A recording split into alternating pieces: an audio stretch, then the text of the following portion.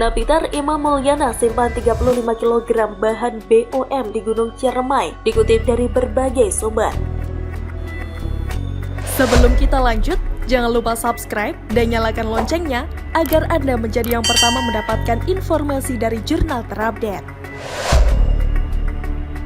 Densus 88 berhasil mengungkap rahasia napi tindak pidana terorisme Imam Mulyana yang menyimpan 35 kg bahan BOM di Gunung Ciremai, Majalengka. Bahan peledak TATP itu dijuluki sebagai The Master of Satan karena daya ledaknya yang dahsyat.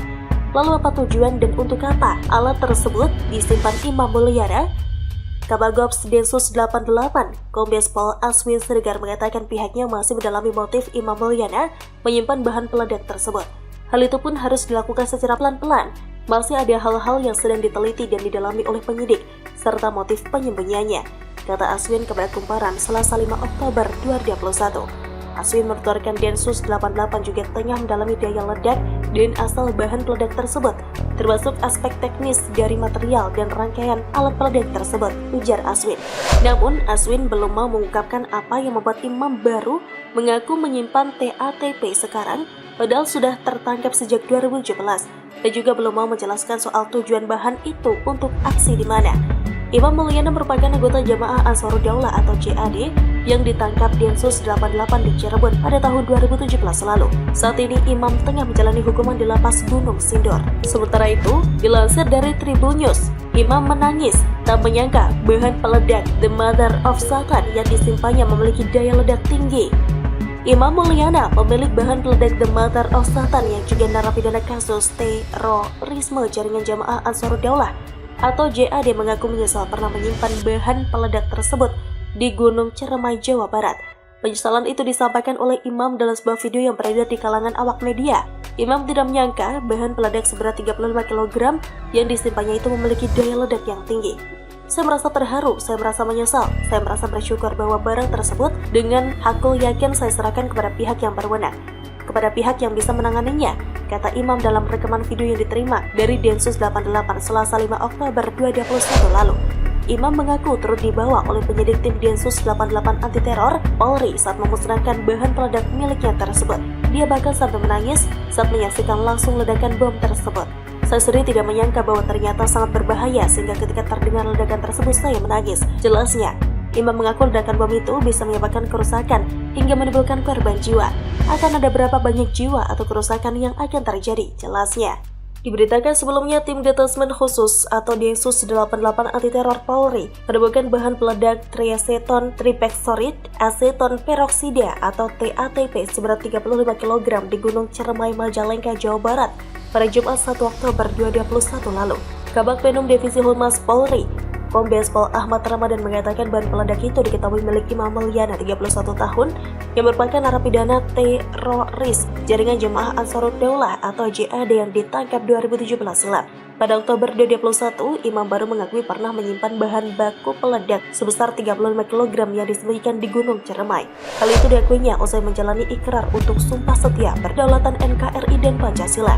Kepada Densus 88, Imam membuat pengakuan bahwa dia bersebab komplotannya masih menyimpan bahan baku TATP seberat 35 kg di Gunung Ciremai, kata Ahmad saat dikonfirmasi Senin 4 Oktober 2021. Ahmad menjelaskan bahan baku peledak ini memiliki daya ledakan yang terbilang tinggi. Bahkan bahan peledak ini dijuluki The Mother of Satan. Penyimpanan bahan peledak yang dikenal sebagai The Mother of Satan karena ledakannya yang dahsyat itu berada di kaki Gunung Ciremai, jelasnya. Ia menyampaikan sejumlah TATP itu ditemukan beberapa wadah terpisah. Rinciannya, TATP di wadah toples berisi 10 kg dan botol plastik berukuran 250 ml berisikan gotri. Selain itu, bahan baku peledak TATP tersebut dimasukkan di 4 wadah Tupperware, setengah botol air minum, hingga beberapa wadah lainnya. Selanjutnya, tim Cibom Brimob Polda Jabar melakukan tindakan pemusnahan terhadap bahan peledak tersebut di sekitar lokasi penemuan, ujarnya. Berdaya ledak tinggi, bahan peledak 35 kg TATP berjuluk The Mother of Satan telah dimusnahkan oleh tim Densus 88 anti teror Polri. Ternyata bahan peledak ini memiliki daya ledak yang lebih tinggi. Kabag Banops, Densus 88 anti teror Polri, Kombes Aswin Siregar menyampaikan bahan peledak tersebut diledakkan di sekitar Gunung Ciremai, Majalengka, Jawa Barat. Dari hasil pemusnahan itu diketahui ternyata bahan peledak tersebut masih menghasilkan efek ledakan yang dahsyat, kata Aswin saat dikonfirmasi Senin 4 Oktober 2021. Dijelaskan Aswin, pembusuran bahan peledak itu akan menyebabkan tanah longsor hingga menyebabkan lubang tanah di sekitar lokasi. Terbukti TATP sebanyak 50 gram yang dimusnahkan di atas tanah menimbulkan lubang dengan diameter sekitar 1 meter dengan kedalaman 20 cm. Pemusnahan lainnya dalam jumlah beragam, bahkan menimbulkan getaran hebat, lubang di permukaan tanah, pecahan batu, dan tanah longsor, jelasnya. Lebih lanjut, Aswin menuturkan tidak semua barang bukti TATP diledakkan oleh penyidik. Sebagiannya dibawa untuk dijadikan barang bukti.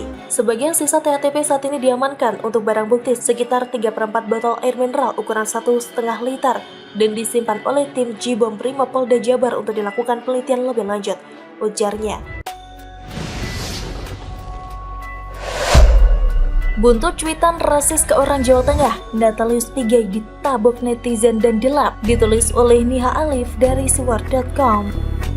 Sebelum kita lanjut, jangan lupa subscribe dan nyalakan loncengnya agar Anda menjadi yang pertama mendapatkan informasi dari jurnal terupdate. Bagi peribahasa menepuk air di dulang terpercik muka sendiri, itulah yang cocok menggambarkan watak dan perilaku Natalius Pigai yang belakangan viral akibat ucapan kontroversinya. Pigai yang telah melontarkan fitnah pada Jokowi dan Ganjar dengan membawa daerah Jawa Tengah yang katanya rasis ke orang Papua, kini malah dituntut balik atas ucapannya tersebut. Serupa kejadian yang menimpa wartawan Tirto yang menghina Jokowi, tapi jatuhnya malah rasis ke suku Baduy. Pigai akhirnya terkena akibat buruk dari ulahnya sendiri. Hal ini berawal dari kunjungan Ganjar ke Papua untuk mengawal atlet-atlet berangkat dalam pertandingan PON atau Pekan Olahraga Nasional di Stadion Lukas NMB. Entah setan apa yang merasuki Pigai hingga ia mengunggah foto Ganjar memakai topi khas Papua disertai cuitan rasis. Jangan percaya orang Jawa Tengah, Jokowi dan Ganjar. Mereka merampok kekayaan kita. Mereka bunuh rakyat Papua. Injak-injak harga diri bangsa Papua dengan kata-kata rendahan rasis, monyet dan sampah. Kami bukan rendahan, kita lawan ketidakadilan sampai titik darah penghabisan. Saya penentang ketidakadilan. Demikian cuitan Pigai seperti yang dilansir dalam detik.com, Sabtu 2 Oktober 2021. Netizen pun ramai mengomentari cuitan Pigai tersebut. Tidak sedikit yang mengancam karena menilai cuitan Pigai tersebut rasis karena membawa-bawa Jawa Tengah. Diminta konfirmasi terkait hal itu, Pigai membantah dirinya rasis. Itu tidak ada rasis itu hanya dua oknum yang namanya Jokowi dengan Ganjar, itu tidak ada rasis. Kata Pigai saat dihubungi detik.com lewat telepon. Siapa rasisnya? Mereka berasal dari Jawa Tengah, itu aksioma. Matahari terbit dari timur, itu aksioma. Jokowi dengan Ganjar dari Jawa Tengah, itu aksioma. Gak ada rasis di situ, sambungnya. Pigai menyebut orang-orang yang menuding dirinya rasis adalah pendukung Jokowi atau Ganjar yang sakit hati terhadap dirinya. Pigai menyebut dirinya sebagai penentang rasisme di Indonesia. Pigai lantas kembali menegaskan bahwa cuitannya tersebut tidak bermuatan pesan rasialisme. Kecuali ada misalnya orang Jawa Tengah, Jokowi, Ganjar. Ada tanda koma antara frasa Jawa Tengah dengan frasa Jokowi dan Ganjar, baru. Itu ada 3 variabel. Kalau langsung tidak ada tanda koma di situ, itu aksioma. Memang Jokowi dari Jawa Tengah, ucap Pigai. Orang saja yang mau kait-kaitkan dengan rasisme memang karena mereka sudah pendukung fanatik dan mereka sangat benci sama saya karena 10 tahun saya konsisten kritik Jokowi, sambungnya. Ada netizen yang berkomentar seharusnya Pigai tidak usah membawa-bawa Jawa Tengah dalam cuitannya itu untuk mengkritik Jokowi atau Ganjar Pranowo. Diminta pendapatnya, Pigai santai saja merespons. Natalius Pigai dari Papua, coba siapa yang tersinggung? Gak ada, kecuali rasis itu Natalius Pigai, maaf ya.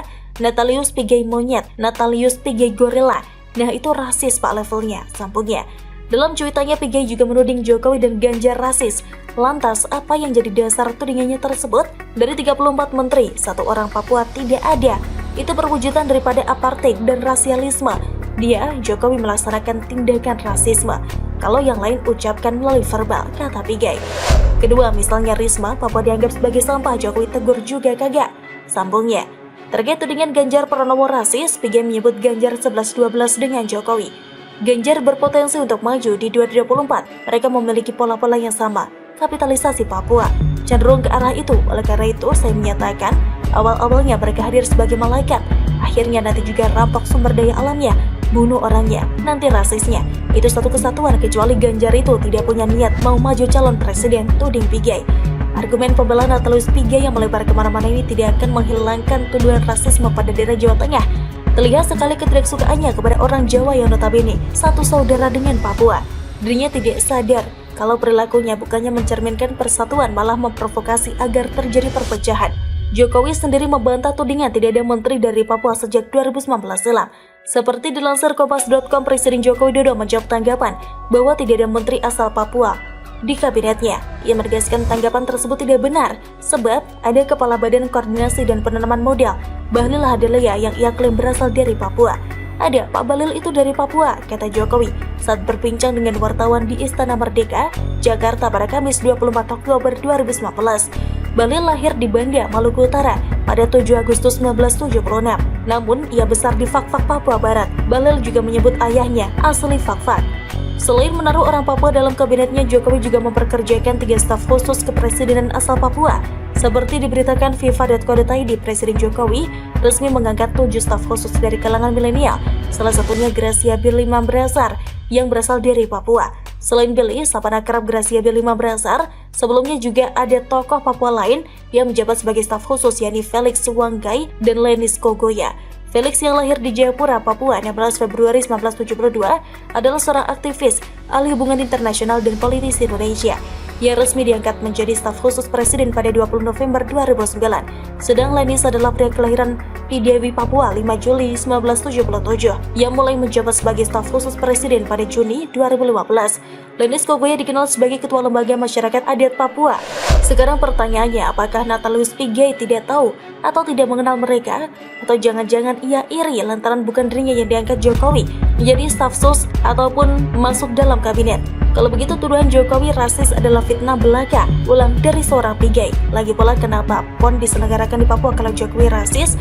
Kenapa tidak di Pulau Jawa atau Jawa Tengah, tempat di mana kelahiran Jokowi maupun Ganjar? Asal Pigai tahu, inilah pertama kalinya PON diadakan di Papua semenjak Indonesia merdeka, karena wujud kasih sayang seorang Jokowi pada rakyat Papua. Di samping kritikan keras netizen ke Pigai, dirinya juga diancam dilaporkan ke polisi akibat ucapan rasisnya. Hal ini dilakukan oleh Ketua Umum Barisan Kesatria Nusantara atau BKN, Muhammad Rofi Muklis, yang tidak terima dengan ucapan rasis Pigai. Mungkin kasus ini tidak akan sampai memenjarakannya, tapi setidaknya satu Indonesia tahu kalau sebenarnya Pigai adalah yang rasis. Kalau Pigai merasa ada yang menyinggung fisiknya, yang jelas orang yang dituduhnya bukan Ganjar apalagi Jokowi. Karena kita tahu mana orang yang baik dan tulus dan mana yang kerjaannya menebar kebencian. Sementara itu, dikutip dari galanews.com, cuitan Pigai, jangan percaya Jokowi Ganjar, Ruhut Sitompul geram, rasis dong, gimana sih si ganteng itu? Politikus Partai Demokrasi Indonesia Perjuangan atau PDIP, Ruhut Sitompul ikut menanggapi cuitan aktivis HAM Natalius Pigai yang menyebut jangan percaya orang Jawa Tengah Jokowi Ganjar.